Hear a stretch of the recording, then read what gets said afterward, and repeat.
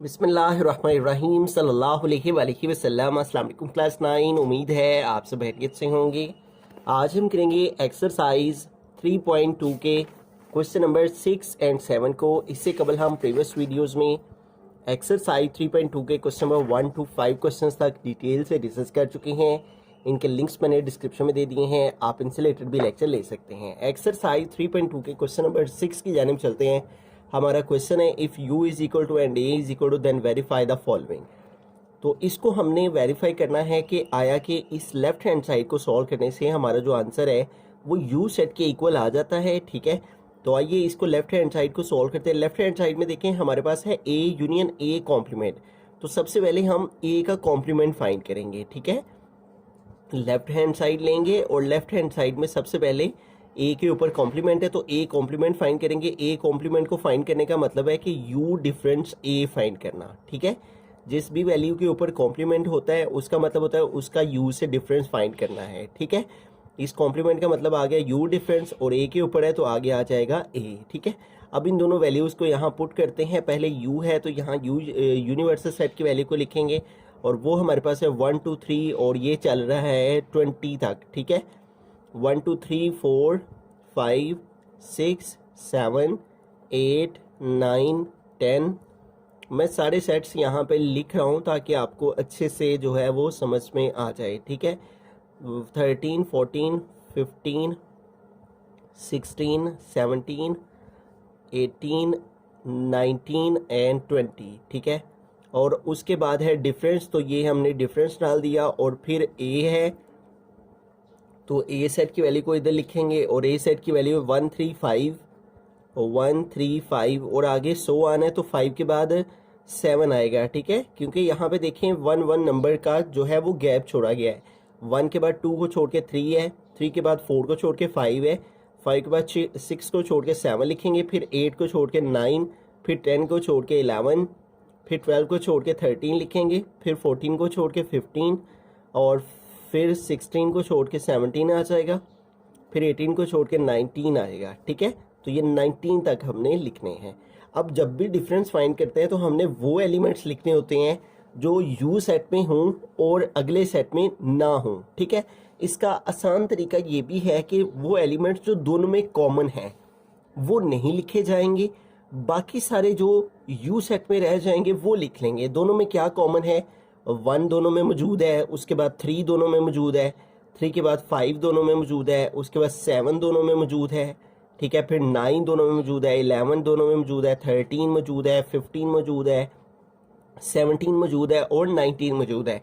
इसके अलावा जो इन दोनों में जो कॉमन थे वो हमने हाईलाइट कर लिए। ठीक है, 9 11 13 15 17 19 ये सारे के सारे वो हैं जो दोनों में कॉमन है। अब जो बाकी यू सेट में रह गए हैं वो सारा का सारा हमारा आंसर आ जाएगा। यू सेट में क्या क्या रह गया, 2 रह गया है। ठीक है, उसके बाद 4, 4 के बाद 6 रह गए, 6 के बाद 8, 8 के बाद 10, 10 के बाद 12 और फिर 14।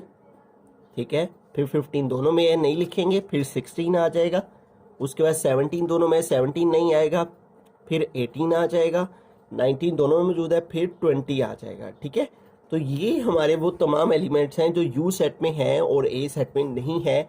तो ये आ गया ए कॉम्प्लीमेंट हमारे पास। ठीक है, अब ये ए कॉम्प्लीमेंट हमारे पास आ चुका है। अब इसका ए के साथ यूनियन फाइंड करना है हमने। ठीक है, तो यहाँ हम लिखेंगे ए यूनियन ए कॉम्प्लीमेंट। ठीक है, तो पहले यहाँ ए है तो इधर ए सेट की वैल्यू को लिखना है हमें और वो हमारे पास क्या है 1 3 5 और इस तरह से नंबर चलते चले जा रहे हैं। ठीक है, 1 3 5। ठीक है, और इसके बाद जैसे कि मैंने बताया कि एक एक नंबर को छोड़ के नंबर्स आएंगे, फिर 7 आ जाएगा, फिर 9 आएगा, फिर 11 आएगा, फिर 13 आएगा, फिर 15 आएगा, फिर 17 आएगा और फिर 19 आ जाएगा। ठीक है, ये सारे के सारे हमारे ये जो डॉट लगे हुए हैं इनका मतलब के दरमियान में ये वाले नंबर्स यहाँ पे मौजूद हैं।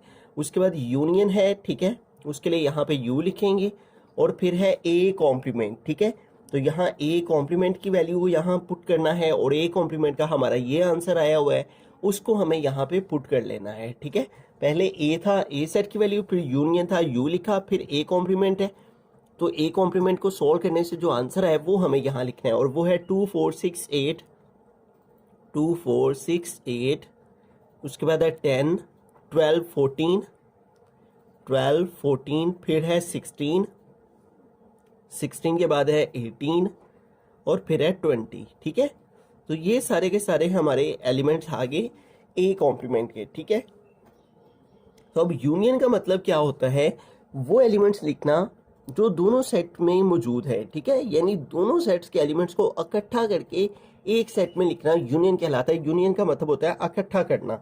तो दोनों सेट्स के एलिमेंट्स को इकट्ठा करेंगे, इधर से 1 लिखा, इस सेट से 2 लिख लेंगे। ठीक है, इस सेट में 3 मौजूद है, 3 लिखा, उसके बाद इस सेट में 4 है, ये 4 लिखा, उसके बाद इस सेट में 5 है, ये लिखा, उसके बाद इस सेट में हमारे पास 6 है, 6 लिख लेंगे, उसके बाद इस सेट में 7 है, ये लिख लेंगे। ठीक है, इस सेट में 8 है, 9 है, 10 है, इधर 11 है, फिर 12 है, इधर 13 है, फिर इधर 14 है, इधर 15 है, इधर 16 है, इधर 17 है, इधर 18 है, इधर 19 है और इधर 20 है। तो ये 20 तक जो है ये चलेंगे यहाँ तक ऐसे। ठीक है, तो ये हमारी लेफ्ट हैंड साइड जो है वो सॉल्व हो गई। अब लेफ्ट हैंड साइड का जो आंसर है वो इक्वल आना चाहिए था यूनिवर्सल सेट यू के। तो ये देखें हमारे पास जो आंसर आया है वो क्या है, 1 2 3 सो ऑन 20 तक। तो यूनिवर्सल सेट की भी वैल्यू क्या है, 1 2 3 सो ऑन 20 तक। ठीक है, तो इसका मतलब कि ये वेरीफाई हो चुका है। सो इट इज वेरीफाइड, ये साबित हो चुका है कि हमारे पास जो ए यूनियन ए कॉम्प्लीमेंट है उसका आंसर हमारा इक्वल है यू के। ठीक है, इसको सॉल्व करने से हमारा आंसर यू के इक्वल आ गया है, तो ये वेरीफाई हो गया। बिस्मिल्लाहिर्रहमानिर्रहीम, सेकंड पार्ट के अंदर चलते हैं। तो इसमें हमें लेफ्ट हैंड साइड में है ए इंटरसेक्शन यू, और इसको सॉल्व करके आंसर जो है वो ए सेट के इक्वल आना चाहिए। तो लेफ्ट हैंड साइड हम लेते हैं यहाँ पे, और वो है हमारे पास ए इंटरसेक्शन यू। ठीक है, पहले ए है तो यहाँ ए सेट की वैल्यू को लिखेंगे, और वो है हमारे पास 1 3 5 और ये कंटिन्यूसली चल रहे हैं 19 तक। ठीक है, और उसके बाद है इंटरसेक्शन, और फिर है इंटरसेक्शन, तो इंटरसेक्शन का सिंबल यूज़ करेंगे। उसके बाद है यू, तो यू का मतलब है यूनिवर्सल सेट। ठीक है, और वो हमारे पास वैल्यू है 1 2 3 और ये चल रहे हैं नंबर्स 20 तक। ठीक है, अब यहाँ पे देखें हमने इंटरसेक्शन में वो एलिमेंट्स लिखने होते हैं जो दोनों में मौजूद हों। ठीक है, देखिए 1 इधर भी मौजूद है, 1 इधर भी मौजूद है, 1 आ गया। ठीक है, उसके बाद 3 इधर भी मौजूद है, इधर भी मौजूद है, 3 आ गया। ठीक है, उसके बाद 5 इधर भी मौजूद है, 5 इधर भी मौजूद है, क्योंकि यहाँ तरतीब के साथ सारे नंबर चल रहे हैं 4 5 6 7, तो 5 इधर भी है, इधर भी है। उसके बाद यहाँ पे आगे नंबर आएगा 7, तो 7 इधर भी है, इधर भी है। ठीक है, उसके बाद इधर 8 नहीं आएगा, 9 आएगा, 9 इधर भी है, इधर भी है। तो इस तरह नंबर चलते चले जाएंगे। तो यू 19 इधर भी है और 19 इस सेट में भी मौजूद है। तो ये तमाम एलिमेंट्स जो है वो हमारे आ जाएंगे। जो ए सेट के सारे एलिमेंट्स हैं वो इस यूनिवर्सल सेट यू के अंदर भी मौजूद हैं। ठीक है, तो हमने कॉमन एलिमेंट्स लिख रहे हैं। इंटरसेक्शन का मतलब होता है वो एलिमेंट जो दोनों सेट में मौजूद हों। तो ये वो एलिमेंट्स हैं जो इधर भी मौजूद हैं और इधर भी मौजूद हैं। ठीक है, तो लेफ्ट हैंड साइड हमने सॉल्व कर ली, ये इक्वल आना चाहिए सेट ए के। अब ये देखें, ये जो हमारा आंसर आया 1 3 5 सो ऑन 90 तक, यही हमारी ए की वैल्यू के अंदर भी है 1 3 5 सो ऑन 90 तक। तो हम लिख सकते हैं सो इट इज वेरीफाइड।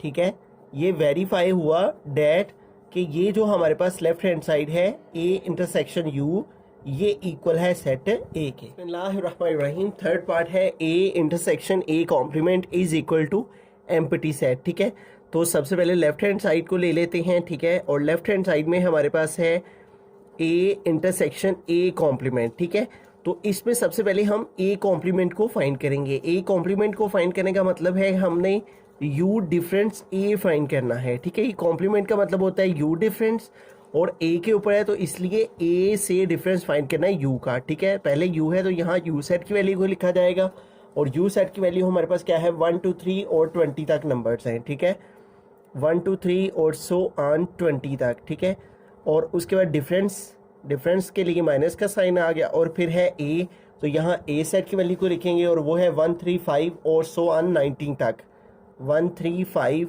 और ये नंबर चल रहे हैं 19 तक। ठीक है, अब इन दोनों सेट्स का हमने डिफरेंस फाइंड करना है। ठीक है, डिफरेंस फाइंड करने का मतलब होता है वो एलिमेंट्स लिखना जो इस सेट में हूँ और इस सेट में ना हूँ, ठीक है। आसान लफ्ज़ों में कहूँ तो वो जो दोनों में कॉमन है, जो दोनों में मौजूद हैं वो नहीं लिखने, बाकी जो यू सेट में रह जाएंगे वो लिख लेने हैं। देखिए 1 इधर भी है, 1 इधर भी है, तो 1 नहीं आएगा, 2 आ जाएगा, ठीक है। उसके बाद 3 इधर भी है, 3 इधर भी है, 3 नहीं आएगा। उसके बाद यहाँ 4 है, ठीक है। ये सो ऑन का मतलब कि यहाँ 4 5 6 7 से लेके 20 तक काउंटिंग है, तो 4 इधर है, 4 इधर नहीं है, तो 4 आ जाएगा, ठीक है। उसके बाद 5 इस सेट में भी है, 5 इस सेट में भी है, तो 5 नहीं आएगा। उसके बाद इस सेट में 6 है और इस सेट में 6 नहीं है, ठीक है। यहाँ 5 के बाद 6 को छोड़ के 7 है, ठीक है। और एक एक नंबर छोड़कर यहाँ पे वैल्यूज़ हैं, ठीक है।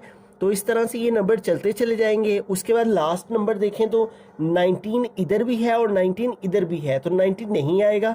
20 इधर है लेकिन इधर नहीं है, ठीक है। तो उसके बाद यहाँ पे 20 आ जाएगा, ठीक है। तो ये एलिमेंट्स हमारे पास आ जाएंगे ए कॉम्प्लीमेंट के अंदर, ठीक है।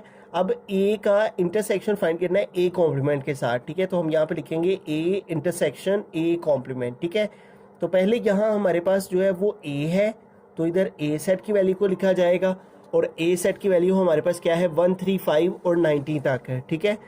1 3 5, ठीक है, और ये नंबर चल रहे हैं 19 तक, ठीक है। उसके बाद है इंटरसेक्शन, तो यहाँ पे आ गया इंटरसेक्शन, और फिर है ए कॉम्प्लीमेंट है, ठीक है। तो ए कॉम्प्लीमेंट का हमारा आंसर क्या आया है, ये वाला 2 4 6 और ये नंबर चल रहे हैं 20 तक, ठीक है। अब हमने इंटरसेक्शन में वो एलिमेंट्स लिखने होते हैं जो दोनों में कॉमन हो, जो दोनों में मौजूद हों, ठीक है। 1 देखिए दोनों में मौजूद नहीं है, 3 भी दोनों में मौजूद नहीं है, 5 भी दोनों में मौजूद नहीं है। उसके बाद यहाँ पे 5 के बाद इधर नंबर आना है 7, 7 भी दोनों में मौजूद नहीं है, ठीक है। 7 के बाद इधर नंबर आना है 9, 9 भी इधर नहीं आएगा। यहाँ 6 के बाद 8 आ जाएगा, ठीक है। 9 के बाद इधर नंबर आएगा 11, 11 इधर है लेकिन इधर नहीं है, ठीक है। तो कोई भी 19 इधर है, 19 इधर नहीं आएगा क्योंकि यहाँ पे 2 का टेबल चल रहा है, तो यहाँ 18 आएगा। तो कोई भी ऐसा एलिमेंट नहीं है जो दोनों में मौजूद हो, ठीक है।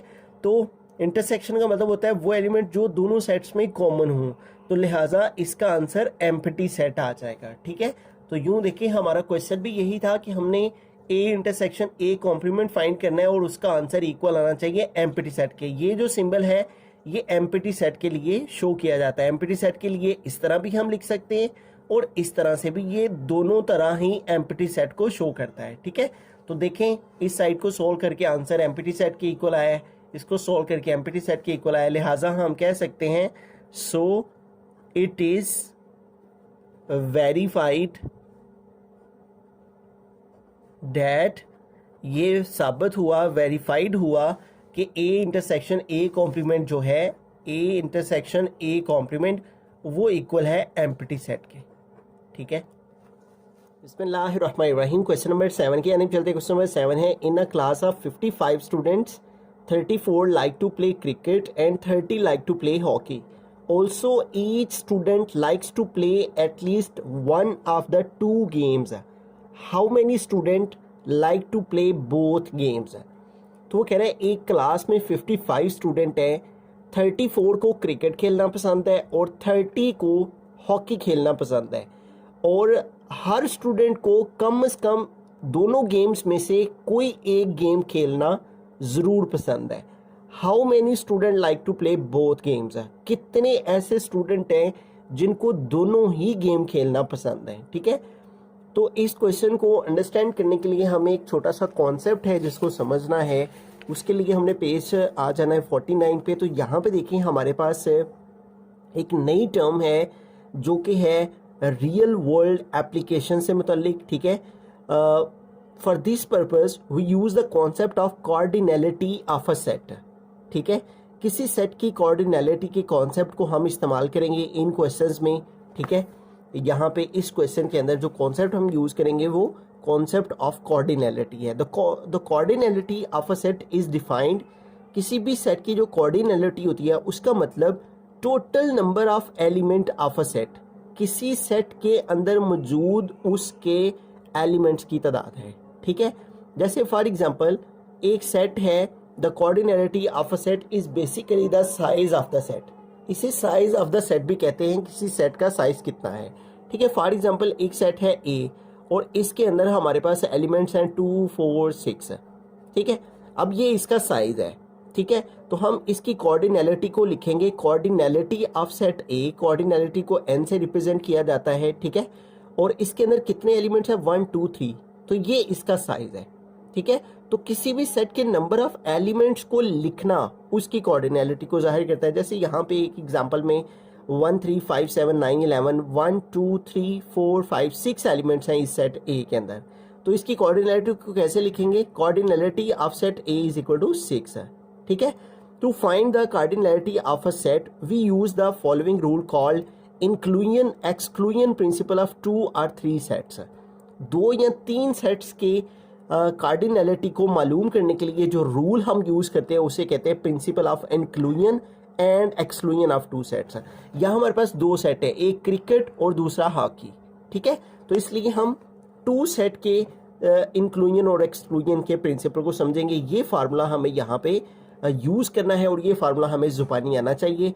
इसको हम number of the elements of A union B इस तरह भी पढ़ सकते हैं और cardinality of A union B इस तरह भी पढ़ सकते हैं, ठीक है। हम इसको नंबर ऑफ एलिमेंट्स ही पढ़ लेंगे, number of elements of set A union B and number of elements of set A plus number of elements of set B minus number of elements of A intersection B. तो ये वो formula है जिसकी मदद से हम ये find करेंगे how many student like to play both games है। तो आइए क्वेश्चन की तरफ चलते हैं। तो सबसे पहले यहाँ पे जो है लिखा हुआ है in class of 55 student 34 like to play cricket, ठीक है।